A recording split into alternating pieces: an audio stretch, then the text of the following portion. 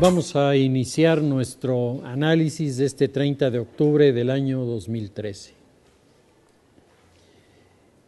En el marco internacional hay algunos temas que, aunque sea de manera breve, vamos a revisar. Y yo creo que el primero de ellos es el tema de Venezuela, lo que está ocurriendo en Venezuela en este momento, que sin duda nos habla de las consecuencias de un proyecto económico basado en el populismo.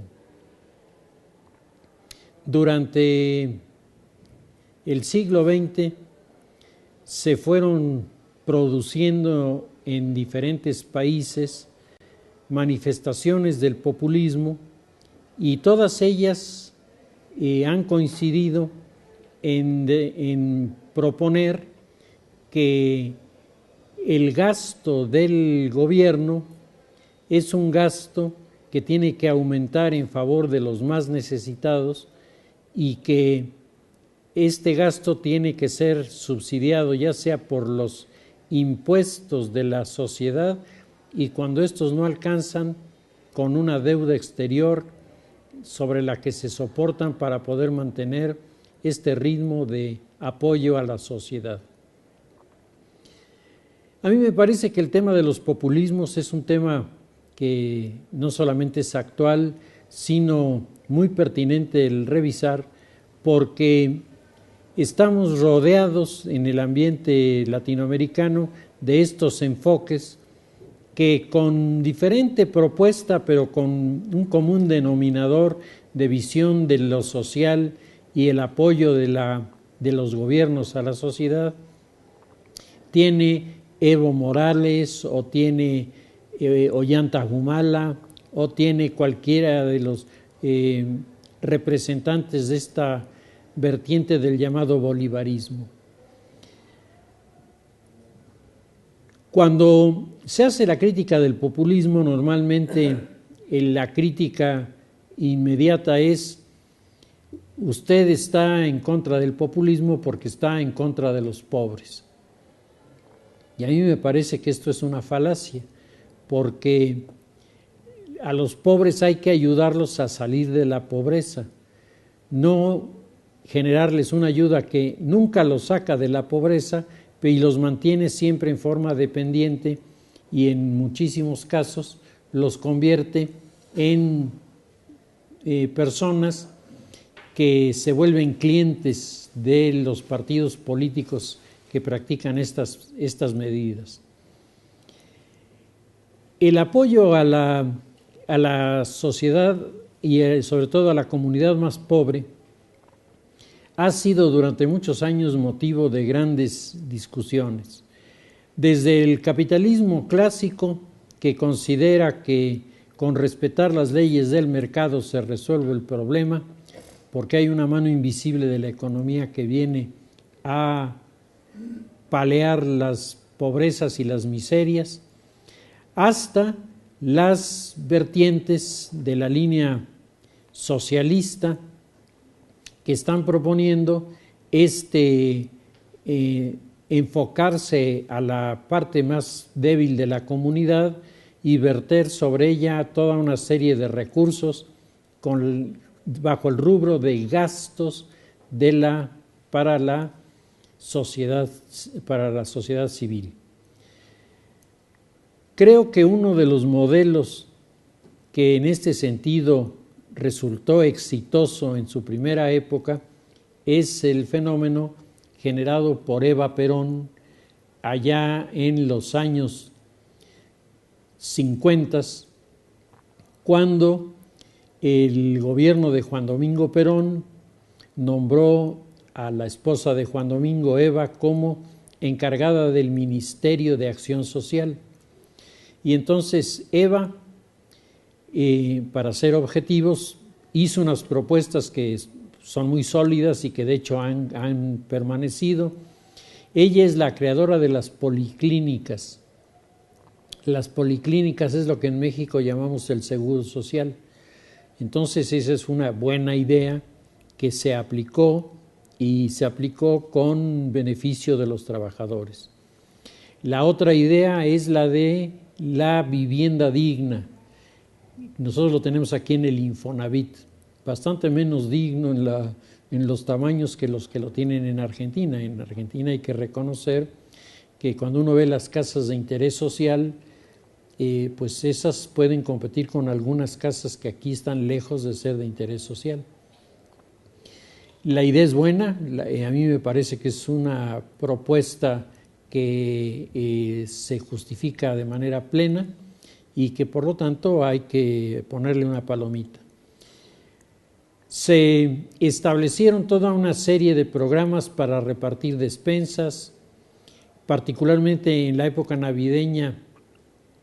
El despliegue excepcional que hizo el peronismo en lo que se refiere a recursos para que la gente más pobre tuviera una Navidad inolvidable.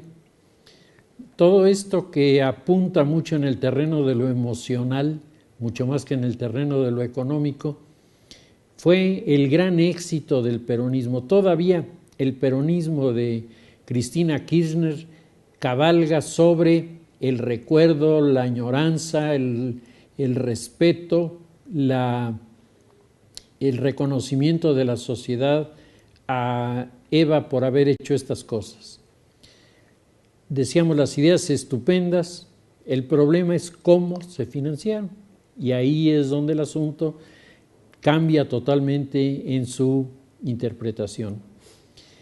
En primer lugar, se abrió una serie de recursos de parte del Estado argentino al Ministerio de Acción Social, y Eva tenía la oportunidad no solamente de impulsar estas instituciones que fueron buenas y que dieron buenos resultados, sino que además Eva llevaba siempre un portafolio lleno de dinero que iba repartiendo a la gente que la iba a ver, lo que nos explica por qué había una interminable cola frente a las oficinas de Eva durante las horas que estaba en su trabajo, que además era una mujer que ponía ejemplo en lo que se refiere a llegar temprano y salir tarde.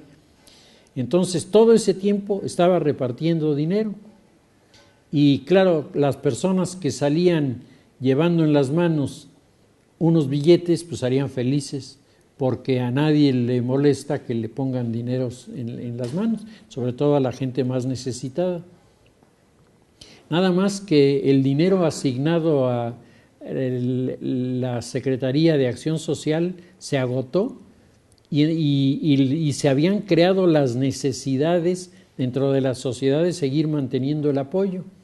Y entonces se recurrió a lo que parece más fácil, la deuda externa. Y entonces el endeudamiento que Eva dejó a la Argentina cuando terminó el periodo de Juan Domingo Perón es impresionante, impresionante. Hay que recordar que Eva, enferma de cáncer, le detectan el cáncer ya totalmente tarde, es un cáncer terminal y ella tiene 4 meses de expectativa de vida, vivió 3 meses y días. A ella le toca la segunda elección de Juan Domingo Perón y la segunda elección la ganó Juan Domingo Perón con bastante menos votos que la primera, que había sido aplastante el triunfo en torno a la figura de Eva. Aquí no. Aquí, Eva todavía votó y a las 2 semanas o 3 semanas de haber votado murió.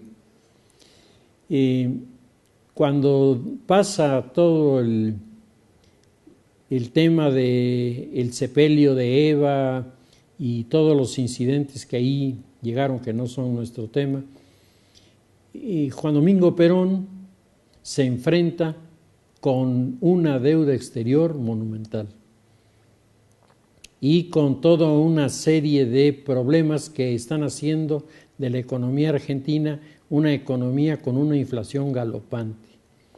Y entonces, exigido por la sociedad de que mantuviera el ritmo de ayuda que había tenido con Eva, Juan Domingo recurre a la solución que es totalmente heterodoxa de comenzar a producir billetes, a imprimir billetes.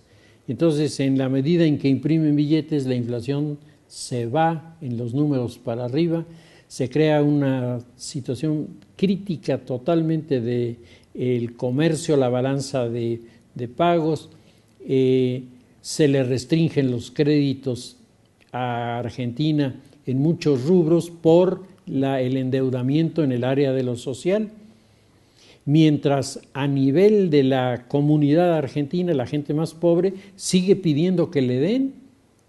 Le habían acostumbrado durante 4 años a ponerle cada fin de mes una cantidad de dinero en la mano, ahora piden lo mismo, si no es que piden más, porque con la inflación evidentemente las cantidades anteriores se quedaron cortas.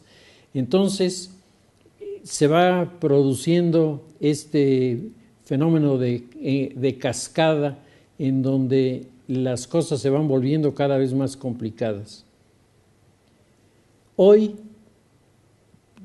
bueno, no exactamente el día de hoy, pero hace todavía unos años que fui a Sudamérica y fui a Colombia, a mí me sorprendió encontrar en Colombia, en un barrio pobre, una imagen de Eva Perón con sus veladoras, porque para esta gente Eva es una santa. Y en Argentina, no se diga, hay barrios argentinos, sobre todo los trabajadores, para los que Eva es una figura intocable. Y desde esa perspectiva, desde la perspectiva política, los populismos funcionan, porque Eva sí logró ser no solamente la gran figura en ese momento, se ha quedado ahí, por lo menos hasta el momento, grabada en la mente de la sociedad como una de las mujeres que más ha ayudado y que más ha servido a la sociedad, aunque desde el punto de vista económico carga sobre su conciencia el haber hundido la economía de Argentina. Desde este ejemplo, desde este modelo que decíamos vale la pena analizarlo porque fue exitoso, es decir, al final la gente estaba contenta, los que no estuvieron contentos fueron los gobiernos que vinieron después. Nada más hay que ver la cantidad de expertos en economía que acabaron de presidentes en Argentina y ninguno de ellos pudo resolver el problema. De ese tamaño era el exceso de gasto que se había generado a través de la Secretaría de Acción Social. Los movimientos populistas siempre recurren a esta imagen de Eva precisamente porque es el ejemplo, entre comillas, exitoso. Y entonces, cuando vienen los reclamos de parte de la gente más sensata diciendo regalar dinero no es la solución, se tiene que hacer un programa que comprenda la posibilidad de los grupos más desposeídos de tener algo con lo que puedan comenzar a mantenerse a sí mismos, es decir, generarles una economía de supervivencia que dependa de ellos, que dependa de lo que hacen, que dependa de su esfuerzo, de su creatividad. Y eso, en la medida en la que va funcionando, en primer lugar, le da a los que están involucrados en estos experimentos, en estas empresas experimentales que se están manejando, le da la seguridad de que el dinero no le va a faltar porque depende de él. Si él trabaja, el dinero llega y entonces no está dependiendo de alguien que de un partido cualquiera que éste sea llega y le pone en las manos una cantidad que además normalmente es mucho menor de lo que se puede obtener trabajando y siendo productivos en la vida económica. Los regímenes populistas particularmente los de la reciente época, el populismo chavista, el populismo de Evo Morales, han generado expectativas y han generado en algunos sectores respuestas y actitudes de aceptación e incluso de un gran respeto.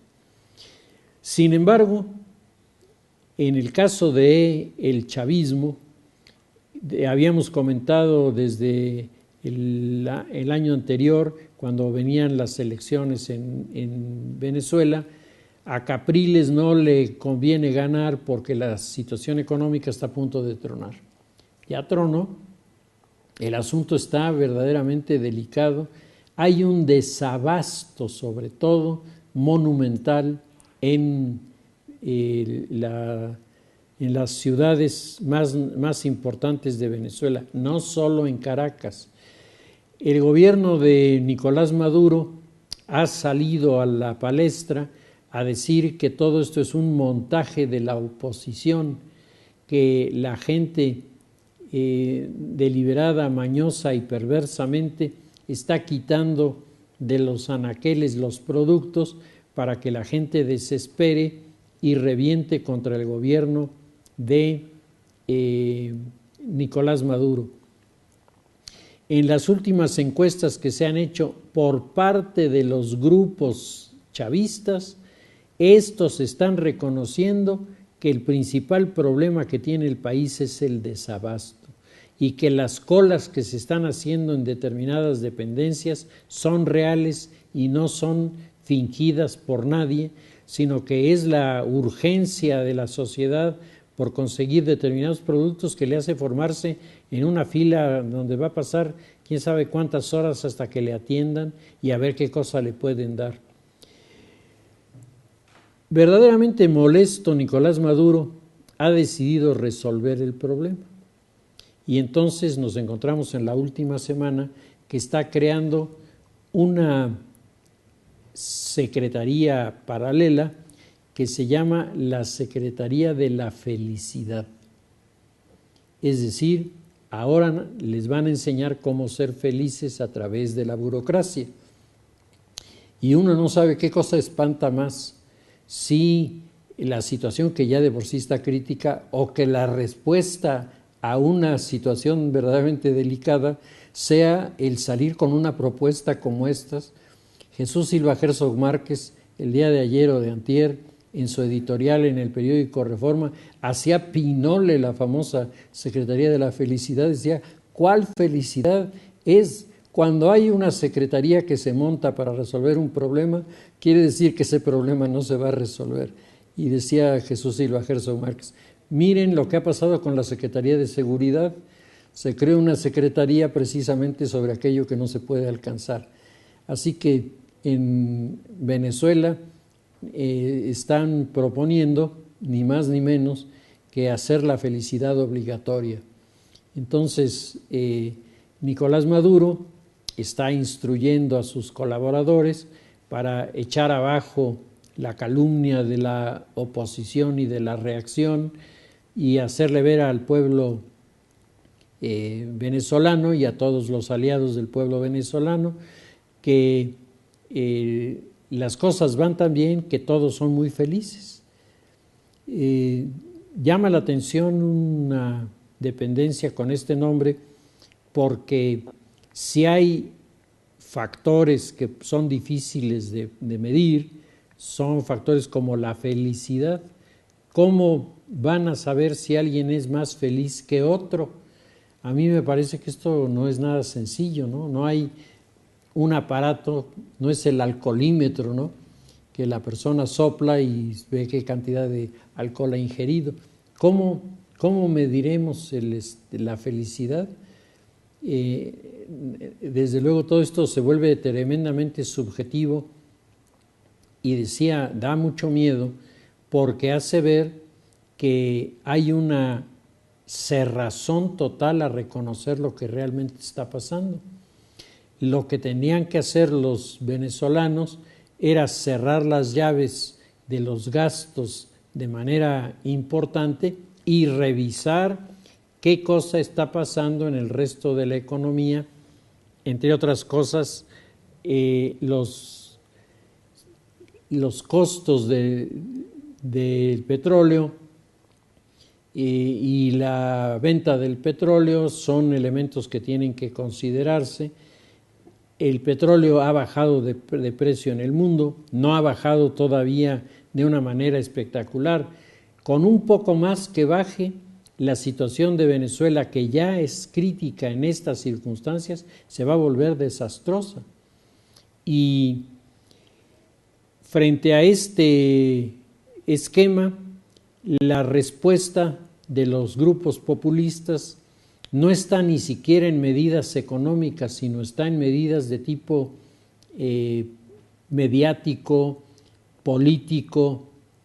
Se trata de decir que las cosas se resuelven cuando en realidad no se están resolviendo y que la sociedad no tiene las carencias que todo el mundo está percibiendo que ahí están y que están provocando dificultades. Para terminar con este tema, uno de los hechos que llaman la atención y que evidentemente son la señal inequívoca de que el asunto no está funcionando es la fractura que se está dando al interior del chavismo. En las últimas 2 semanas se han comenzado a producir separaciones, fracturas de grupos chavistas que siguen siendo chavistas, pero que ya no están con Nicolás Maduro, porque Nicolás Maduro no está cumpliendo lo que el chavismo sí cumplía. Se están separando los que quisieran que el ritmo de funcionamiento del gobierno siguiera siendo de lanzar y lanzar dinero y seguirse agotando en muchos de sus ya de por sí escasos recursos. Y esos se están separando diciendo, es que Maduro no cumple lo que sí nos cumplía Hugo Chávez.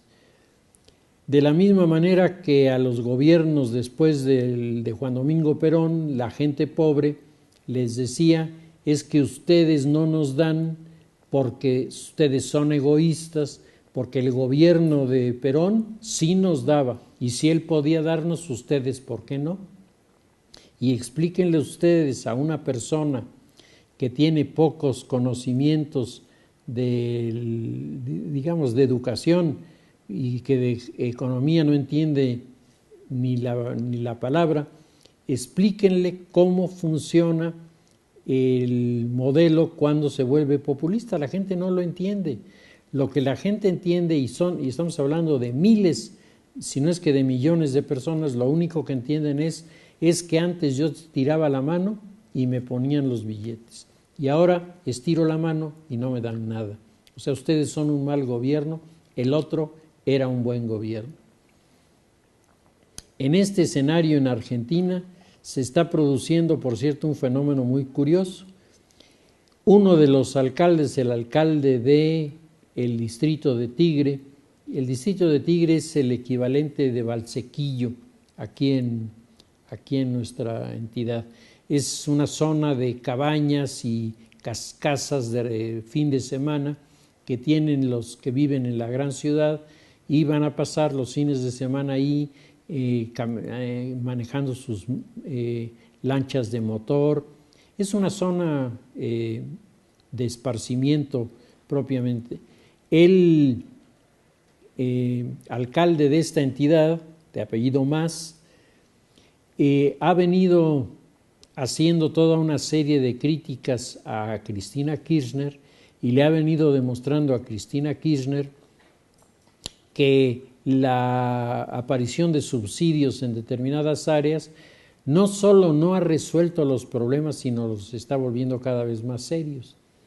Mas tiene un programa económico muy interesante en donde él, entendiendo los efectos que desde el punto de vista demagógico se tienen sobre los grandes sectores populares, él dice que no se está lanzando a hacer crítica a la ayuda a estos grupos porque tendría un efecto totalmente negativo. Él lo que está diciendo es que Argentina necesita garantizar su funcionamiento económico a través de toda una serie de instituciones que deben ser creadas para darle sentido a la ayuda pública. Y con esto está enviando un mensaje que es un mensaje muy claro a los sectores del empresariado argentino.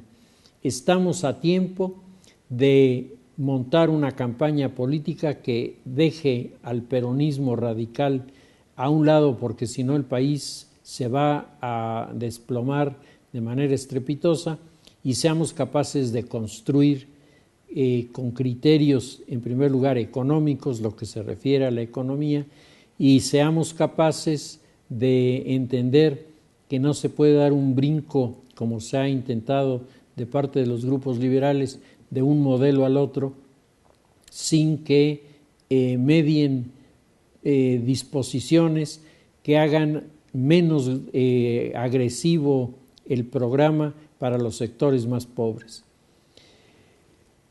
El populismo comienza a crecer a partir del discurso de Hugo Chávez. Y a mí me parece que en nuestro país el populismo ha penetrado más de lo que nosotros nos imaginamos y que los grupos perredistas han contribuido notablemente a manejar este esquema. Se habló durante mucho tiempo, sobre todo cuando Andrés Manuel López Obrador era el alcalde de la Ciudad de México, se habló mucho de que tenía un fuerte apoyo de Hugo Chávez. Esto nunca se ha podido demostrar, no hay ninguna evidencia que nos diga que es cierto. Lo que sí se puede probar es que Andrés Manuel López Obrador ha venido tomando parte de los discursos del populismo venezolano y los ha venido traduciendo a la realidad mexicana. Y que esto es lo que le ha ganado un espacio de reconocimiento en los sectores más pobres de la comunidad, que por el discurso y las manifestaciones de Andrés Manuel piensan que él y nadie más que él es capaz de atender sus necesidades. Los sectores más pobres, decía hace unos meses uno de los analistas, los sectores más pobres tienen toda una serie de factores que los golpean, y no solamente los golpea la falta de recursos económicos, a su propia miseria, lo que más los golpea es su miseria intelectual, es decir, el que no tengan los recursos para entender siquiera qué les pasa y que no tengan la capacidad de discernimiento para darse cuenta cuando un programa verdaderamente los favorece o cuando estos programas solamente son de relumbrón para que algunos malos funcionarios se enriquezcan con recursos que iban destinados a la gente más pobre, o bien se manejen estos recursos en programas de gasto que al final de cuentas no van a resolver ni el problema de las mayorías que viven en la miseria, ni van a resolver el problema de la economía del país. El escenario es un escenario interesante, vale la pena revisarlo. Está crujiendo de manera alarmante el modelo chavista, y si el modelo chavista se derrumba, se va a llevar arrastrando detrás a los nicaragüenses y le va a hacer un agujero de buen tamaño al modelo de Evo Morales en Bolivia. Esto sin duda alguna. Y claro, esto le va a pegar bajo la línea de flotación al kirchnerismo peronista en Argentina, y es probable que estemos viendo fenómenos que en este sentido se van a ir desarrollando en nuestro continente. Hablando de el tema del Medio Oriente, en las últimas semanas se han estado produciendo incidentes muy graves en Irak derivados del conflicto entre sunitas y chiitas. Es decir, ya comenzaron a matarse entre ellos. El problema ya no es el enemigo de enfrente, sino el enemigo que tengo a un lado. Y en este sentido, el desarrollo de los atentados en los últimos días ha sido alarmante. Vehículos con cargas explosivas, personas que llevan los explosivos en el cuerpo y se hacen estallar en lugares públicos. Es decir, se está reviviendo el clima de intranquilidad y de radicalismo en la zona de Irak, al mismo tiempo que el tema de Siria se va complicando cada vez más. Ya el problema de Siria va para un poco más de un año, en el que, aprovechando la llamada primavera del norte de África, comenzaron los jóvenes en Siria a exigir elecciones en el país. Siria es otro de los experimentos del mundo occidental para volver democráticos a los países de habla árabe y de religión islámica. Hasta el momento, de todos los intentos de acercar la democracia a los grupos del mundo islámico, lo más cercano a un modelo democrático que hay es el de Turquía. En Turquía, lo que pasa es que hay ciclos en la sociedad en los que la sociedad se vuelve más liberal. Cuando se vuelve más liberal, la democracia funciona mejor. Se vuelven más tradicionalistas, la democracia no funciona o funciona con muchas deficiencias. En los periodos en donde se produce una liberalización, el efecto se recoge en las universidades, en las que crece la matrícula femenina, en las que crece el reclamo de las mujeres para manejar automóviles, en periodo en el que crece sin duda la representación femenina en la política, al extremo de que Turquía es uno de los pocos países de religión islámica que ha tenido una primera ministra mujer.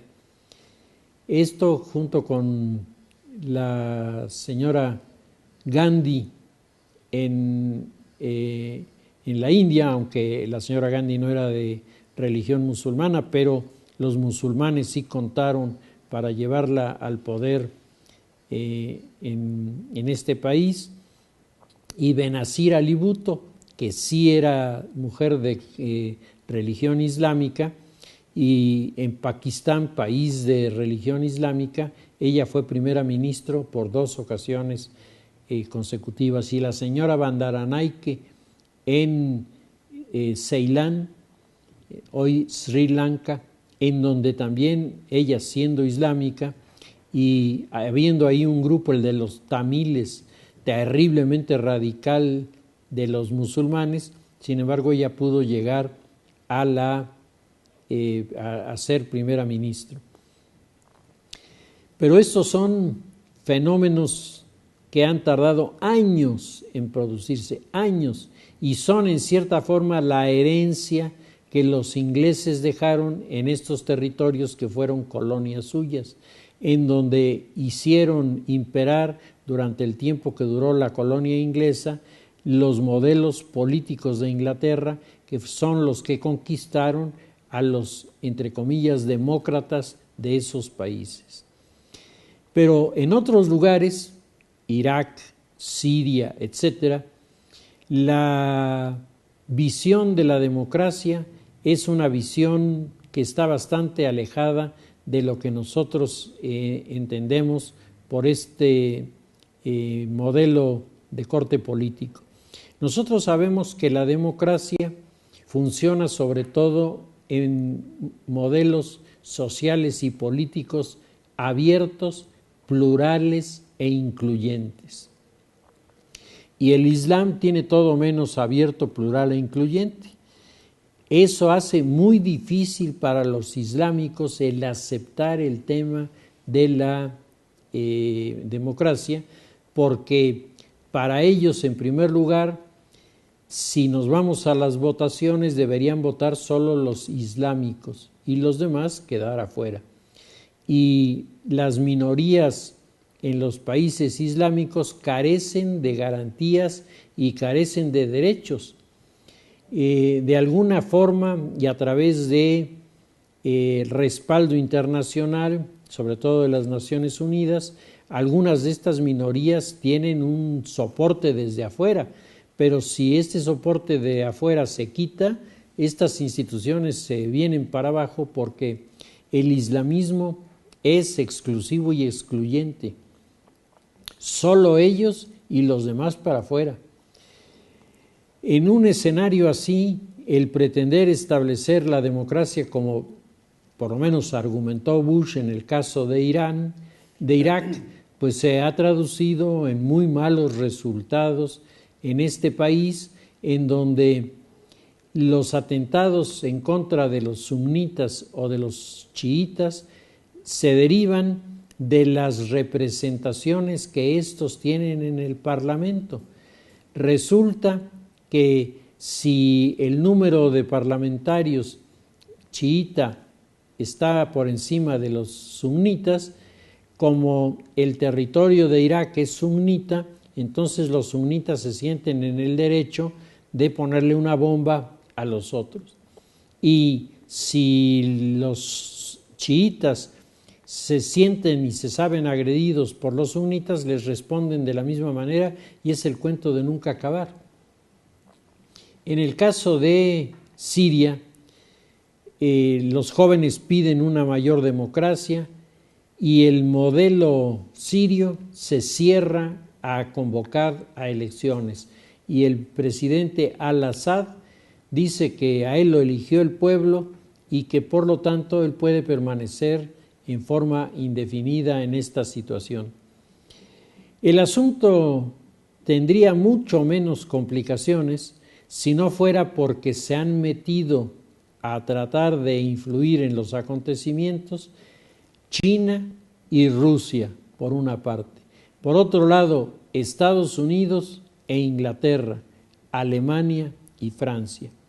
Y entonces, lo que no se les ocurre a los sirios, se les ocurre a sus asesores, y los rusos lo que han creado es una base aérea en el territorio sirio, con la idea de que en el caso de que la Fuerza Aérea Norteamericana interviniera en los acontecimientos violentos de Siria, en este momento en contra de al-Assad, los rusos saldrían en defensa de al-Assad y se volvería esto un incidente internacional que, cuando todos pensábamos que estos problemas habían quedado atrás, pudiera desencadenar un conflicto de dimensiones mundiales. Entonces el asunto no es nada sencillo ni es nada fácil de resolver. Por el contrario, lo que podemos apreciar en este momento es el endurecimiento de las líneas de acción de los grupos contendientes. Hace apenas unas semanas era muy claro que los gobiernos de Europa y particularmente también el gobierno de Turquía le estaban abriendo las puertas a grupos que querían ir a pelear contra al-Assad. En la última semana han aparecido reportes en los medios internacionales que dicen que las puertas que se abrieron para los seguidores de Al-Qaeda. Y entonces Al-Qaeda se está posicionando en Siria de manera muy importante y está haciendo alianza con los grupos proiraníes como Hezbollah que son enormemente poderosos en estos territorios y que tienen además una ayuda importante de los iraníes.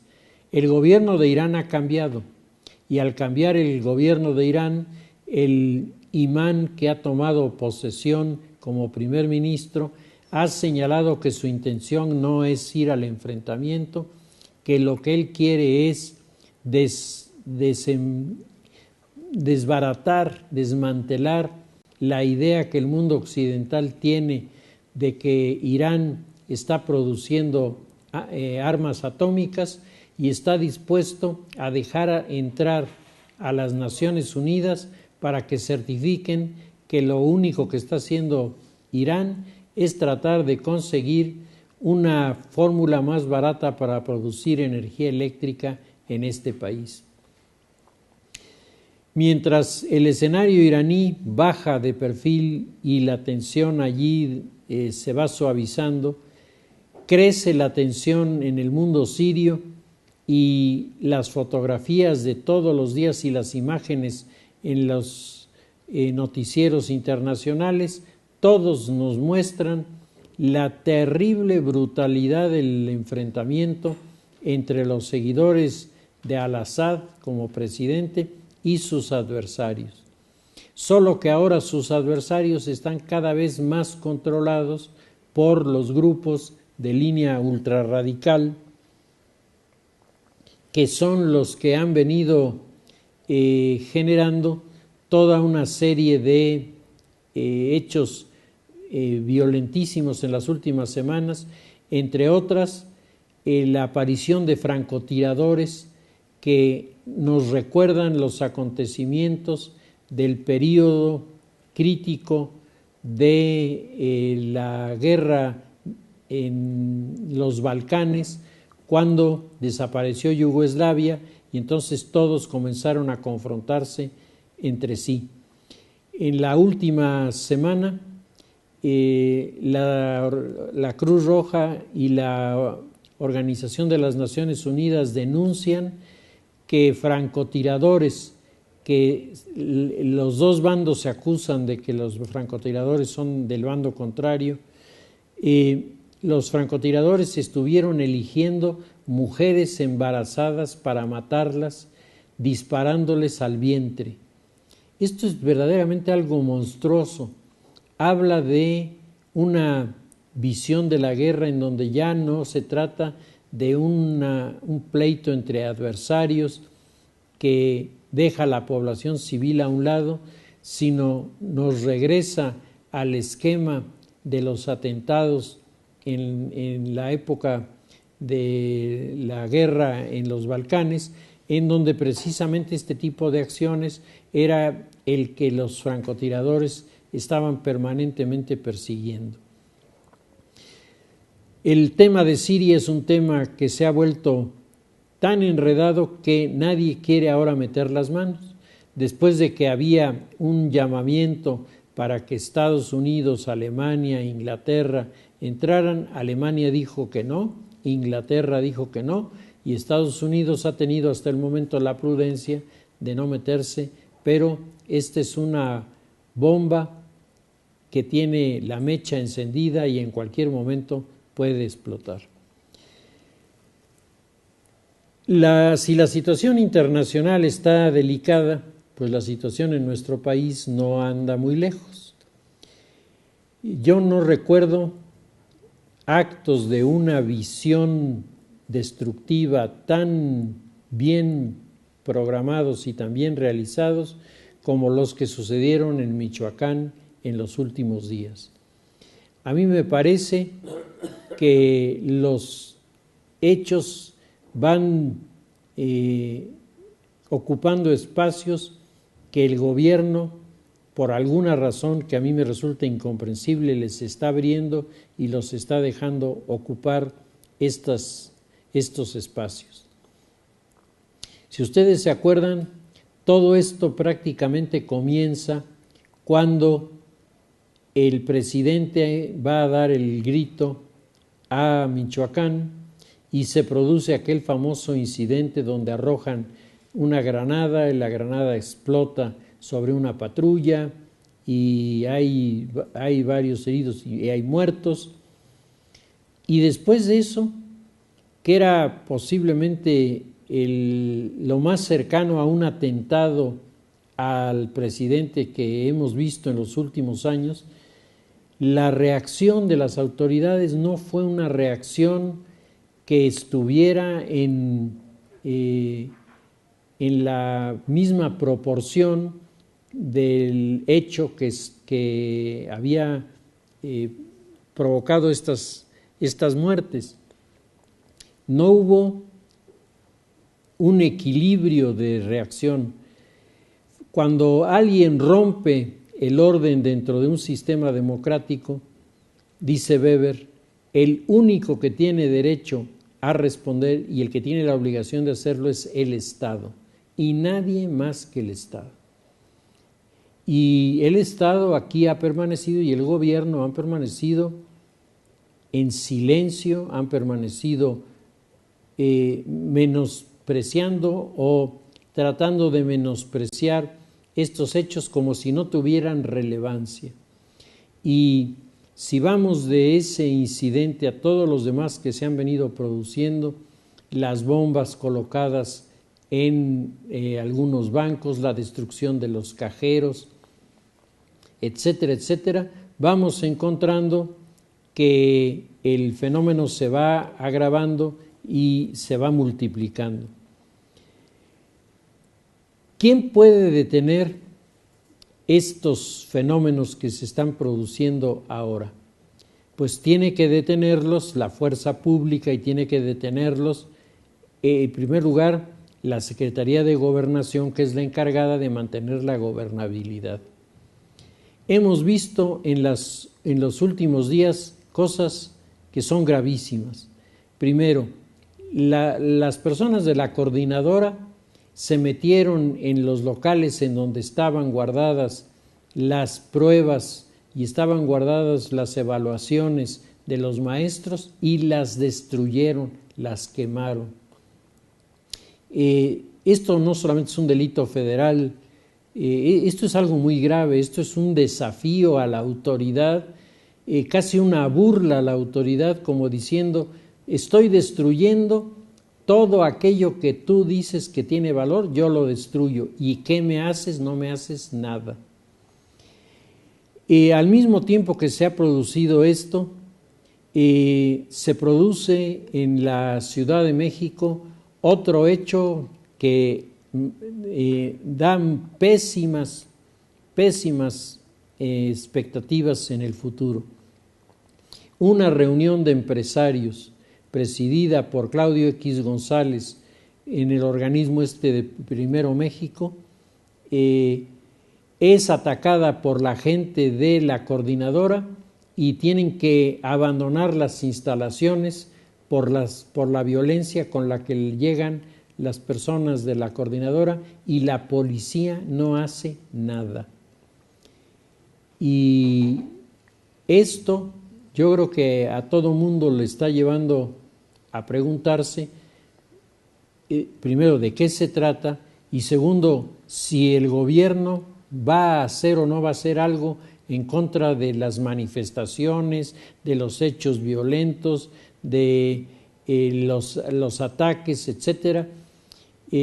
Simultáneamente con todo esto se produce una balacera en Apatzingán, en la que intervienen los llamados guardias de autodefensa, chocan con el grupo de los narcotraficantes, tienen dificultades con el ejército, el asunto se vuelve cada vez más complejo y lo que va resaltando cada vez más es la falta de presencia del gobierno en estas cosas. Ni siquiera hay una declaración del secretario de Gobernación en relación al tema que nos diga qué cosa debemos o podemos interpretar de lo mismo. Se minimiza, se dice que la destrucción que se hizo de estos centros de producción de energía eléctrica, que además se hace simultáneamente en lugares que están muy distantes unos de los otros, es decir, Es un plan perfectamente coordinado. No es la actitud de alguien que le entró la calentura de la violencia en el momento de una manifestación y hace una tontería. Aquí estamos hablando de algo planeado, de algo que deja a 480,000 personas sin servicio de energía eléctrica, que provoca en la entidad el miedo, provoca en la entidad el desconcierto, provoca en la entidad el reclamo, y con toda razón. ¿Dónde está el gobierno? ¿Dónde está el gobierno? Desde que se formulan las teorías de los gobiernos republicanos y democráticos, uno de los puntos fundamentales es que los gobiernos le garantizan a la sociedad civil su funcionamiento en paz y su alejamiento de peligros o de riesgos que le pongan en riesgo su existencia. Eso es lo que no está pasando aquí. Aquí nos estamos encontrando con que el gobierno del Distrito Federal dice que no tiene por qué enfrentarse a los que hacen las marchas, bloquean las carreteras. Al final de cuentas es su forma de expresar su disidencia. Y entonces, como es su forma de expresar su disidencia, pues hay que dejarlos hacer. Es curioso porque cuando algunos de los comerciantes de la zona, enojados, han agredido a los maestros, a estos sí los ataca la policía, a eso sí. Todos los demás pueden pasar tranquilamente, pero los que tratan de defender los derechos de la sociedad, esos les va mal. En Oaxaca, los maestros que fueron a dar clases están en este momento denunciados y van a ser procesados por haber roto la huelga. Y se está pensando por parte de la coordinadora un castigo para los padres de familia, que tienen que entender que nadie más que la coordinadora es la que tiene derecho de dar clases, aunque no dé clases. En esta que parece el mundo al revés, en donde los derechos de la sociedad, los derechos de la comunidad se ven amenazados y se ven fuertemente afectados por el comportamiento de estas personas, no ha aparecido hasta este momento una reacción de parte del gobierno que nos diga que estas cosas no se pueden tolerar y que nuestro país necesita que se adopten medidas de mucho mayor energía para poder frenar estos acontecimientos. Esto es lo que no está pasando. El secretario de Educación, Emilio Choifet, se pretende zafar del problema diciendo: yo no soy la PGR, a mí no me corresponde ni perseguir, ni investigar, ni negociar, ni hacer nada con los maestros. Lo único que a mí es de mi incumbencia es el que se estén dando las clases por los maestros. Pues no se están dando las clases por los maestros, y además se están produciendo hechos violentos que sin duda están mal enseñando y mal educando a los propios estudiantes, a los que se les está enseñando aquí y ahora que la mejor manera de conseguir algo es violar la ley, romper las estructuras del Estado de Derecho, y entonces en ese momento las cosas van bien para quien hace semejantes atropellos. El modelo de los anarquistas es un modelo que está creciendo en el mundo. Nos estamos encontrando, y esto yo creo que tenemos que reconocerlo, hay toda una serie de manifestaciones de grupos que se llaman a sí mismos anarquistas, que están empujando con mucha fuerza, están descalificando, están provocando, están intentando llegar a un enfrentamiento. No solamente en nuestro país, sino en varios otros más, el fenómeno se está dando. Y no parece haber una interpretación del gobierno en el sentido de que nosotros estamos siendo modelo para otros lugares en donde los grupos comienzan a intranquilizarse porque se dan cuenta que aquí pueden hacer muchas cosas y no pasa absolutamente nada.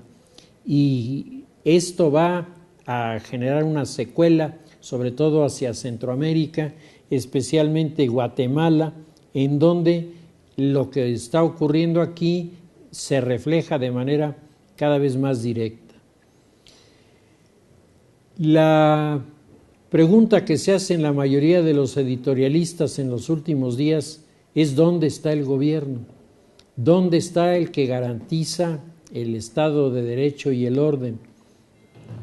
¿Qué hacen los guardias de la ley cuando se producen estos atentados delante de ellos y se quedan mirando para otro lado para no intervenir? ¿Qué es lo que está pasando? ¿Quién tiene el control de la sociedad? ¿Quién manda realmente? Porque todos y cada uno de estos hechos que se han venido sumando, pues nos dejan en menos de un año que tiene el gobierno de Peña Nieto una muy mala visión, una muy mala imagen de este gobierno, y nos dejan además la intranquilidad de que esto es solo el principio. Si no se detiene a tiempo una ola de violencia, las consecuencias que la sociedad paga son cada vez más graves. Y desde luego nuestro modelo democrático se vuelve cada vez más endeble, cada vez más vulnerable, porque no hay nada que afecte más al funcionamiento de las democracias que la aparición de la violencia. Por eso es que los gobiernos democráticos deben ser tan rápidos en reaccionar y en proponer medidas que acaben con este tipo de manifestaciones, porque de otra manera la reacción de la violencia se comienza a comunicar a otros sectores y entonces las cosas se vuelven cada vez más y más complicadas. Si a esto agregamos la discusión sobre la reforma fiscal que no ha dejado satisfecha a mucha gente, los acuerdos que ya hoy en la mañana se estaban comunicando que provocaron protestas del sector empresarial, creo que estamos en uno de los momentos difíciles de este nuevo gobierno que todavía no cumple el año y ya está atrapado en medio de una cantidad de crímenes impresionante.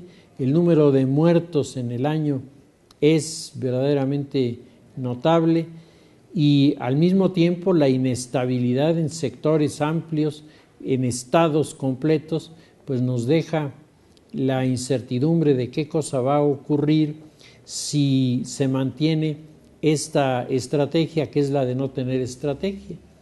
Entonces, el escenario internacional está turbio, está tenso, está sumamente afectado, y el escenario nacional se encuentra en sintonía con el mismo. Ojalá que lo que hemos visto en otros lugares no se traduzca para nosotros en experiencias igual de amargas, porque ya comenzamos a tener las primeras probaditas de lo que es la anarquía en este país. Si les parece, lo dejamos ahí, seguiremos la semana próxima.